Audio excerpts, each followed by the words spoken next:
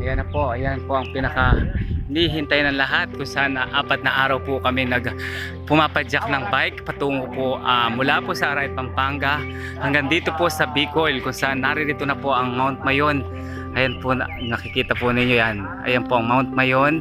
Ayan po ang mga kasamahan ko ngayon dito, sila Kuya Dong, Kuya Junior, ayan si Kuya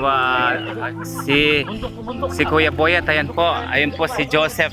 Halos sa hirap at pagod ang aming naranasan dito bago po namin na narating itong Kagsaga kung saan po ang tinuturing nilang isang landmark ng Mount Mayon. Ayan po ngayon, oh. Siyempre, ang Mount Mayon po ay talagang ayan po yung pinag-anuhan ng mga laba dahil pumutok po ito na ilang beses. Ayan, oh. Ayan po yung Kagsaga. Ito po yung Kagsawa pala, I'm sorry. Ayan, yung church po no, kung saan lumubog daw po ito. Ito po yung mga history ng Kagsawa o Kagsaga. I'm sorry for that. Kagsawa Church. Yan. Yan po. Ayan.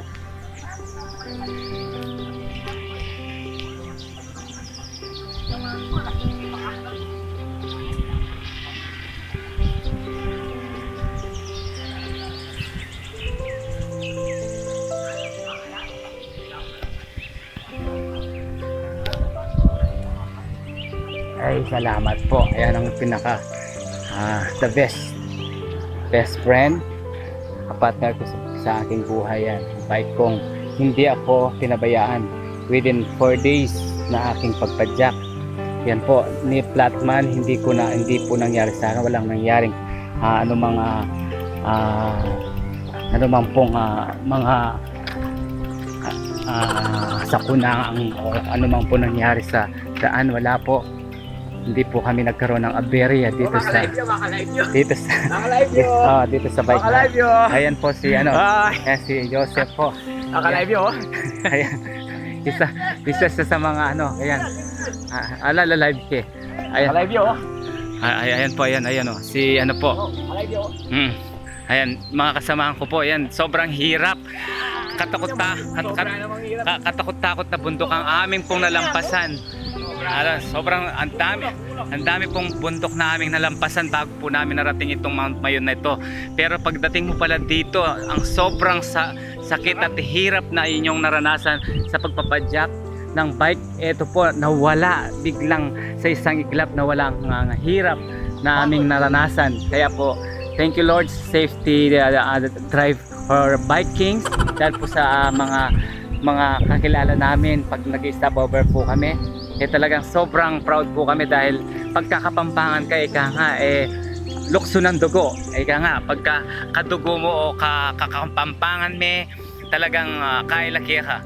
Ayan po yung Mount Mayon. Ayan po ang laban niya, oh. Ayan, oh. Ayun po, yung lava kung saan yung pumutok po ilang beses yan. Ito naman po yung Kagsawa Church. Yan po. Ayan. Sobra. Ayan.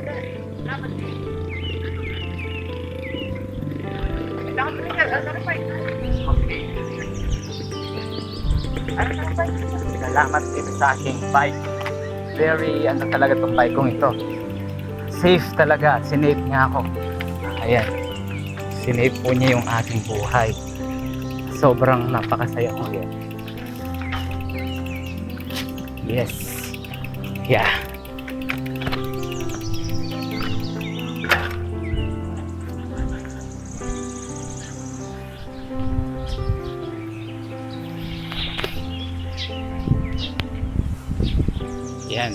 Yan ang bike ko. Thank you so much sa bike kong ito. Ito po ang bike ni Kuya Junior.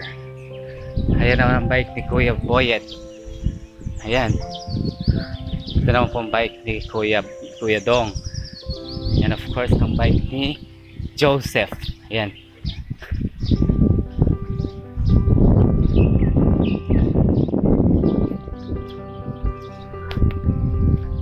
Sobrang sarap dito. Ayan.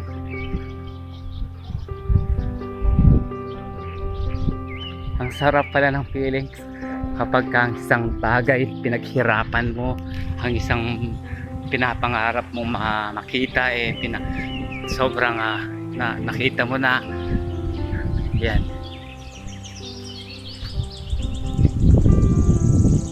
Ganda naman.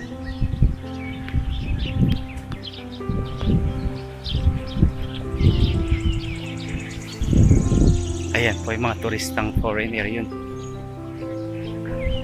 Ayan, may drone pa sila yan, oh. Ayan.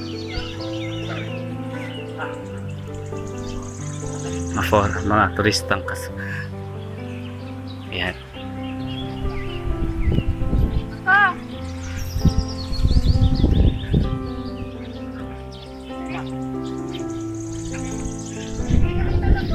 Ang history po ng Kagsawa Church na ito, nung panahon daw po na may mga nagsisimba dito, isa hindi inaasahan, pumutok po ang Mount Mayon. Ilang century na po ang nakalipas, napakaraming namatay raw dito. Yung lahat daw po ng mga nagsisimba dito sa Kagsawa Church na ito, natabunan daw po. Kaya nga ito po yung pinaka history ng Kagsawa Church dito sa Legazpi, Albay. Yan.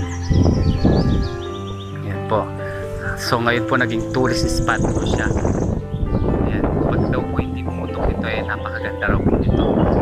Kaya na to kasi parang pyramid daw po ito kasi nawala na po kasi yung pinakaputok dahil nga ito sa pagputok niya. Ilang beses na raw pumutok ito. So ito, yung ulap na lang po yung mga sumasagi sa tuktok niya. Yan. Yan. Yan po. Yan po siya. Yan.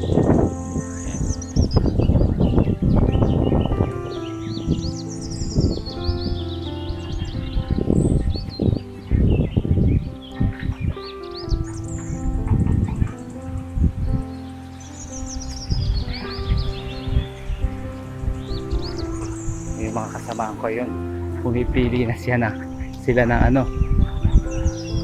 ng souvenir, yung mga souvenir na bili dito sa Legazpi City.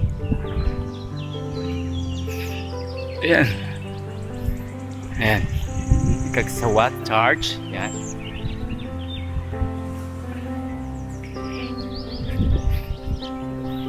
Sobrang napakasaya po dahil imagine mo 4 na araw po kaming pumapadyak ng bike, 565 kilometers po ang aming pong ayan po yung mga small, tingnan magkano yan. Yan small. Yan. Ito po yung mga pilihan dito. Ayan. Dalawang medium, dalawang small, isang large. Small lang po ako, small. Fit lang po ako.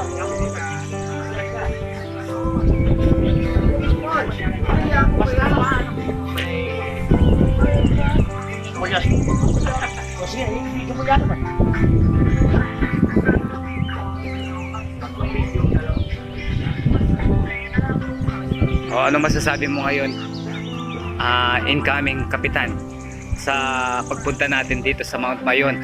Nung una talaga sobrang napakahirap, pero ngayon sa ating pagdating dito sa Mount Mayon na to, anong masasabi mo ngayon? Nice adventure.